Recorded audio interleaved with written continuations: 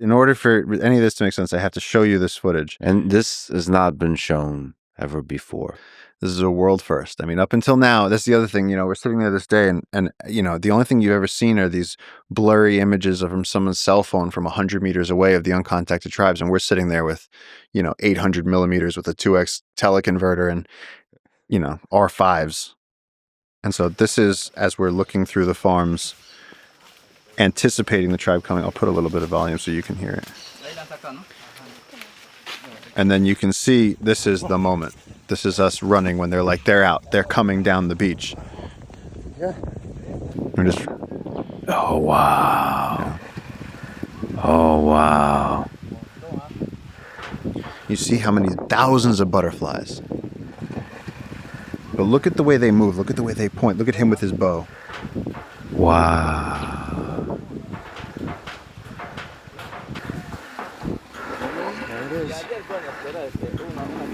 They're trying to figure out what they're looking at. And they didn't know what the cameras are there.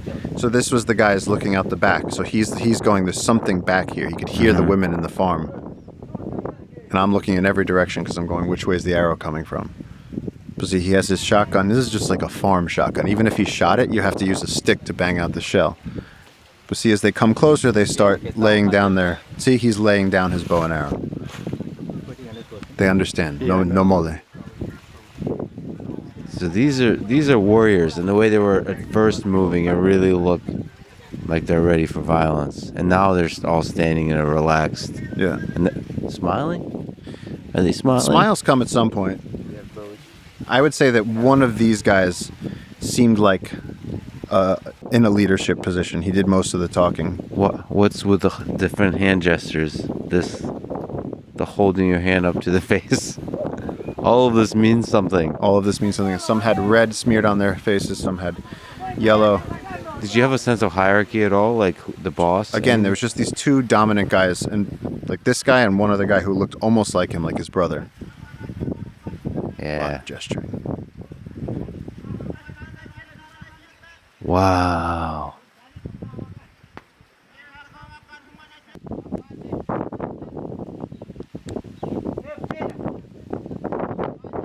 This is incredible, Paul. Yeah. You see the rope. Yeah. Some of that rope is... Yeah, I can kind of tell who the bosses are. Right? All right, so a few of the...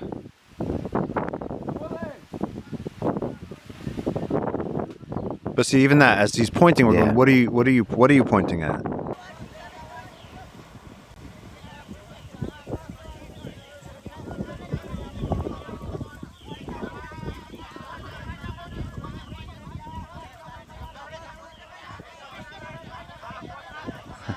You guys are nuts.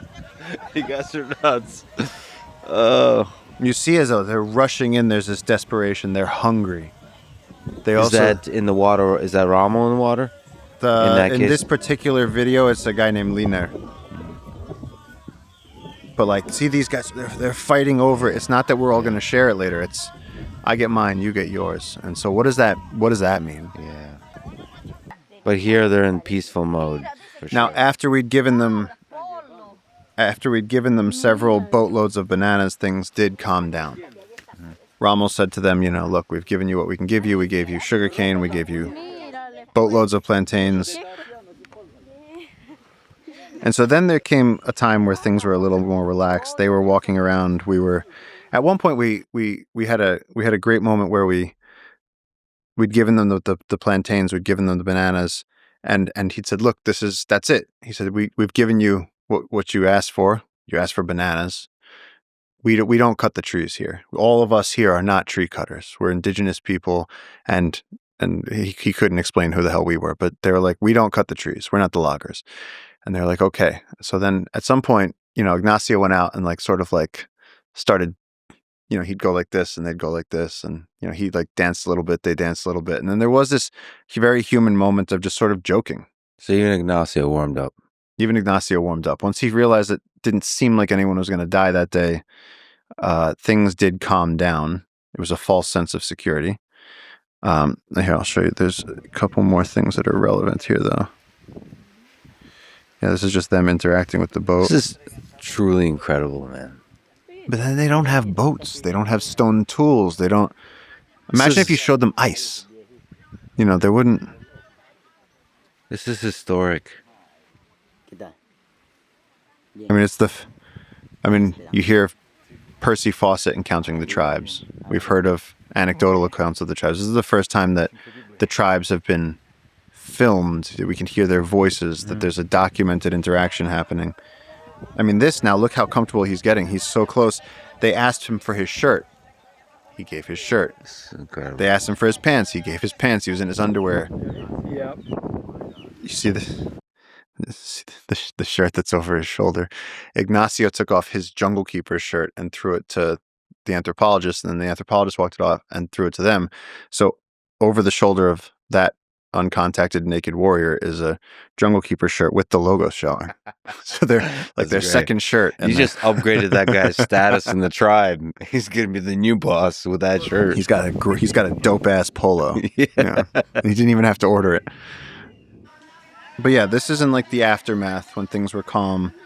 And then my sort of moment with this that really stuck with me was when Rommel said to me, he said, they're asking about you. And I said, what are they asking? I said, me? And he goes, yeah, they're asking about you. And, again, I'm not tall, but compared to the people in the village, I was a little bit taller and big shoulders. And they said, you look like a warrior. He said, could you come forward? He said, show them that you don't mean any harm. He said, show them your palms. And so he pulled me up onto the beach. And this was right before they left. But see, I hold up my hands, listen. And they sang back.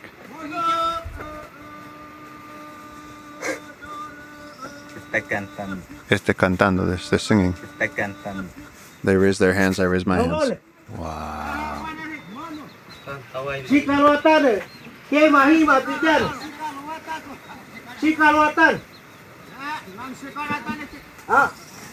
a cantar.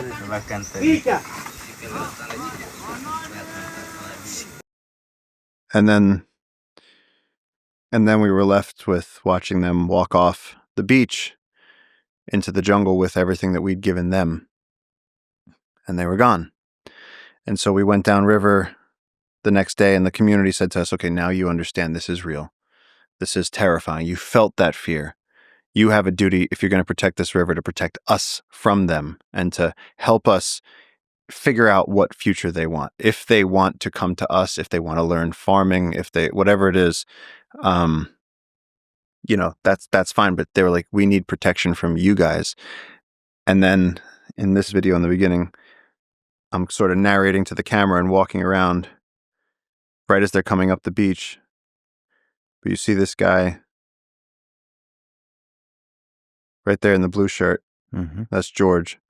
And he was very friendly, very confident with this. He said, don't be scared. They're not going to hurt us. And the next day we went back to town, long journey back to town. Go to sleep. We wake up in the morning and we find out that the following early morning, our friends in the community had said, okay, the tribe is gone. We gave them all the things they wanted. We gave them sugarcane, bananas. We said, please come back. You're welcome here anytime. And George was driving a boat and there was people on the boat. And as they were going upriver, the tribe, 200 of the tribe ran out, surrounded the boat, and they started firing arrows, and everybody else could hit the deck and get under the benches and hide behind bags of rice. George was driving and he was leaning back as he's driving. He's driving as fast as he can, and one arrow came in just above his scapula and came out by his belly button. And so he had that 7-foot arrow tip through him. And so they pulled him out. And I saw the boat afterward, and there was just, horrific amounts of blood all over the boat. And he had to be medevaced out, and somehow he lived. And we were able to help getting him a helicopter, getting him evac'd, all this. But again, you just go, these people came out of the jungle and they asked for bananas. We gave them bananas, and we, in every way possible, said we mean peace. We want friendship with you. And then the next day, they attacked. What do you think happened? Why do you think their mind turned? Or maybe this has to do with the role of violence in their society. Maybe it's so integrated into how they interact with the world, that they don't even see that as a fundamental shift in the interaction. I don't know. I don't know what to make of it. And the only thing I can think is that the way they hid the women from us, you don't know, for them, maybe we're not allowed to see their women, or because the one thing that we got was that as George's boat and this other boat were going upriver, which is how they live. It's not like they were doing anything wrong. These people live in a community days into the Amazon. They were going fishing. And so they came around a bend, and I think they spooked the tribe. The tribe might have just acted defensively and said, we don't know who this is. The motors could have set them off. We don't know. They shot him. And then the other thing is the thing with the necklace. I've asked anthropologists about this, and their answer was that at this point, they said, you know more than we do. But that. Yeah. Because 2 of them had the exact same item around their necks. And it seems to be a Brazil nut and then some sort of casing around the side. And it looked like animal teeth positioned in there. And it's like, what are you carrying? Are you carrying medicine? Are you carrying some sort of a totem? But both of them, and it's not a comfortable thing to wear around your neck, a grapefruit sized bigger. Do you have a sense that that's a container, or is it just like a totem? It seems like a container. They didn't let it get wet. They cared for it. The guy in this picture, so he's got this is a piece of tree fiber that he has it on, and then he's gotten his hands on Brazil nut sacks, plastic sacks from one of the farms across the river. And so they take, and one of them got a machete, and he was walking as they were leaving. Again, during that period where it got friendly, he was leaving and he had the machete and he was playing with the machete and like swinging it at butterflies. And one of my friends, this guy Bacho, he goes, déjame machete. He's like, drop the machete. And the guy just looked at him and was like, yeah, come and get it. I was like, yeah, you cross the river and see what happens. Do you think he figured out, or they later figured out how to use a machete? Oh, they know machete. They understand machete. Yeah. They do raids for machetes. Okay. Yeah. They understand the power of a sharpened metal. It's a Excalibur sword to them. Yeah. But yeah, that one has stuck with me because I go, what were they carrying in there? So what are some of the questions? Like, if you can know everything you'd want to know about them. So maybe in the space of communication and language, that's really interesting. You mentioned that there's all kinds of calls, animal calls. So they obviously know how to fake animal calls. Yeah, they can use animal calls with enough complexity that they can do basic commands. So they can speak in Capuchin. They use Tinamu calls. Some of our rangers were upriver a few months ago. This is long after this. This is recently. Just recently, they were upriver and they found a trail, let's say Nomole Trail, a Mashkopiro Trail, and it was Ignacio, of course. And he made there's like a secret whistle they do, this mouth, and he whistled out into the jungle, and he was listening, and they whistled back. And so him and everybody on the team just ran back to the boat and got out of there. But it was like, at least they answered. They didn't just shoot. He whistled, they whistled, and they said, out. And he got out. But it's like, we don't know, where are the old people? Do they not survive? What are the marriage rituals? How is reproduction handled? There's 1 or 2 children in the Amazon that I know of who have, washed down river on a log and been rescued by communities and then raised, and they either learn the native dialect or Spanish. And then, of course, at some point, somebody will go and say, what was it like when you lived with them? And the answer is always the same. I forget. They don't talk about it. So maybe we know that they value secrecy. I mean, when you're afraid of the outside world, you don't. Part of that is confidentiality. They all sign NDAs. Yeah. There's some really good NDAs. It's understood. It's an NDA. You can't. There's no lawyers. There's only one way to execute the law. Yeah, it's either a really strong NDA or that it is savage. That they're living out there in the jungle and that you're eating monkeys and turtles and you're hungry for days on end. And, your wife might get stolen by another tribe. Your baby might get stolen. Imagine the bot flies and the things that they must put up with. It's just, what we experienced in 3 days of living out with modern camping gear and headlamps and a sense of direction. And they're doing none of that. You could put us out there naked a very different story. So yeah, the brutality of nature. yeah, Werner Herzog comes to mind. That they have to live in that. yeah. But there's something about the jungle that serves as a catalyst for spirituality. So they must also have a religious component, a spiritual component that probably unifies them. There must be an ideology they operate under. There must be, and there's many things they must have. They must have a belief system. They probably have amazing origin stories. It would be amazing to know what things they have accurately and inaccurately guessed about us, about the outside world. I mean, they've never heard of the country they live in, or of World War II or any of it. And so seeing them come across the beach was surreal because it's like this aperture into history. By the way, I mean, you do have a certain look. So you realize, like, them singing to you, your face is carved in some wood somewhere. And there's a few of them gathering around and, like, still singing about the great gringo, with the full beard and the big beard. nose.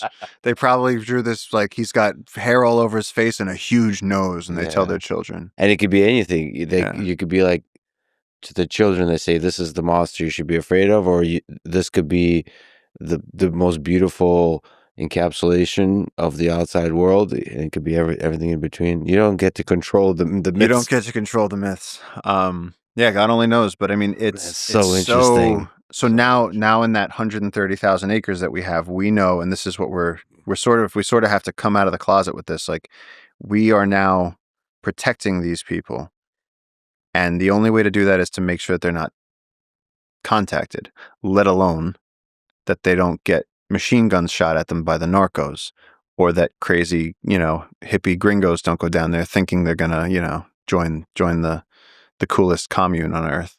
So how much of the land that they move about is within the 130,000 acres of rainforest you've been able to save, and how much of it is not? How much of it is in the extra 200,000 acres that you're trying to save? Most of that 200,000 that we're still trying to protect is territory that is theirs. And in order, people always ask me, they're like, first, a lot of people ask, how could you buy the Amazon? They're like, that doesn't make sense. And it's like, well, bad news for you. Somebody already owns it, and we have to buy it from them so that they don't log it. And so these landowners are going to sell their forest to the logging companies, because owning 10,000 acres of the Amazon doesn't help you if you're a third generation jungle man. And now it's just something that's up there and you live in the city. And so they're going to contract either the narcos or the loggers or the miners to go out there and use it, and they'll get a little money. And those people, when they see these people, will kill them. That's for sure. And shotguns and machine guns in the end will win, not to mention the germs. So all the money you're trying to raise and all the land that you're trying to save, it's all towards that. Protecting the deep jungle. So when you buy up the jungle, you just want to let it be, let the natural ecosystem come back to life in the cases when it was logged, or just flourish if it hasn't. Again, we're talking about the last great jungle. I always called it the last endless forest, because this place is so incredibly remote. And then the other question I always get is, people say, well, why is this river so important? And for my whole career, my whole time, 20 years in the Amazon, it's been that it's massively intact forest. Places like the ancient forest where the trees have never been cut. So it's forest that's been growing since the dawn of time, and thousands of species can be on a single shiwawako tree, and it's Avatar on Earth. It's you can see the sweat come off your skin and rain down and then drink it out of the river, and you're part of the chemical physical reality there. And so it's one of the last places that's untouched. This changed everything because we realized that along with the butterflies and the monkeys and the jaguars and the trees and the ecosystem, there's also a human culture that will, in the next few years, cease to exist, that will be exterminated if we don't protect them. And when you look back at what happened to indigenous cultures all over the world over the past few centuries, that they've been wiped out, we collectively now, because we know this, have a chance to undo all of the injustices that happened in the past by at least doing one right, by saying these people want one thing, to just be left alone. Imagine if we just protected the river, And then it's not that they're this thing that's vanishing from reality, but they get to continue living that way. And then if they want to come out and contact us, great. And if they want to continue living like this for the next 10,000 years, they can. And that's what we're working with now. It's become so much more important than just, we're trying to protect the environment. It's like, no, we're trying to protect, things like Yellowstone and Yosemite and the sequoias that occur nowhere else on Earth. You protect the things that are unique and special, the crown jewels, and in both a biological way and as well as a anthropocentric way. This has now become a river with global historic significance because this story is going to play out in the next 18 months.